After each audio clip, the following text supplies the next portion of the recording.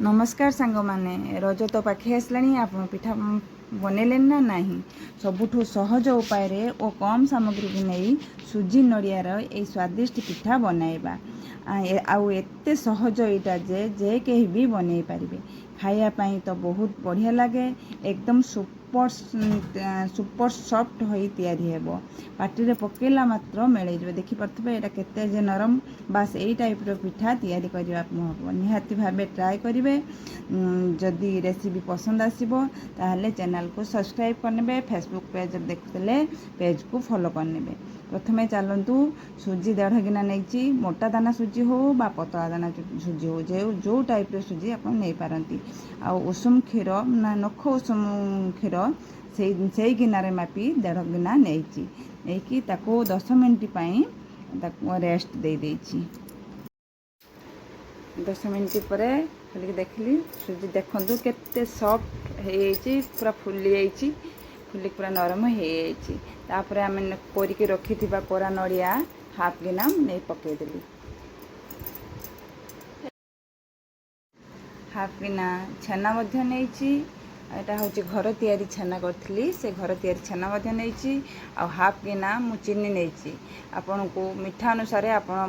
चीनी बा गुड़ नहीं आपन को जोड़ा पसंद आपन से नहीं पारे मु हाफ गिना चीनी नहीं आउ गोटे चामच गुआ घी नहीं आपन को जब गुआ घी पसंद नहीं स्किप करें आउ तार भल फ्लेवर आसापी मु 3टी गुजराती को गुंड कर नहीं आउ स्वाद अनुसार अल्प लुण नहीं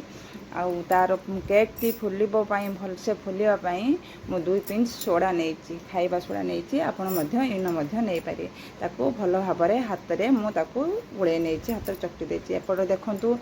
केक पैन टी रेडी कर देती केक पैन ले प्रथमे बटर लगई तापरे बटर पेपर को पकई बटर पेपर उपर अल्प बटर लगे देली कारण केक पैन ले बटर पेपरटा भल भाव सेट हो कर सारापर देखु चीनी अल्प चीनी पकईदेली कारण चीनी पकईले आम तो पिठाटा काढ़ा तार कलरटा बहुत बढ़िया सुंदर आसब प्रस्तुत होता बैटर को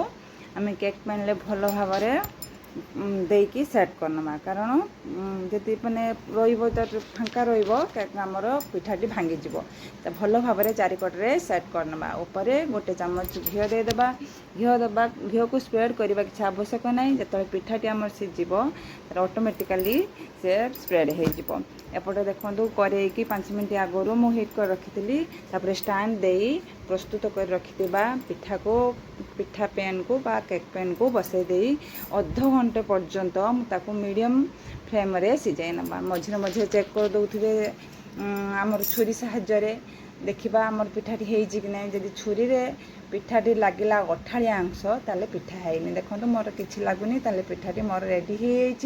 हो एपटे कौन कली गैस रे अल्प क्षीर अल्प चीनी पकई फुटई नेली फुटई नहीं सारापर से गरम थिबा बा उषुम थिबा क्षीर को से पिठा उपरे पकेली कारण या द्वारा पिठाटी बहुत सॉफ्ट और स्वादिष्ट लगी थाए तापर देखु किसी समय पर ठंडा हो सारा मो पिठाटे को काढ़ी नहीं देखो केते सुंदर कलर आसी बहुत नरम एवं बहुत स्वादिष्ट पिठाटा होता आपण मानक जदि रेसिपी भल लगी ताले थरे ट्राए करूँ आ मते कमेंट करी जनातु केमिति लागला रहिली जय जगन्नाथ।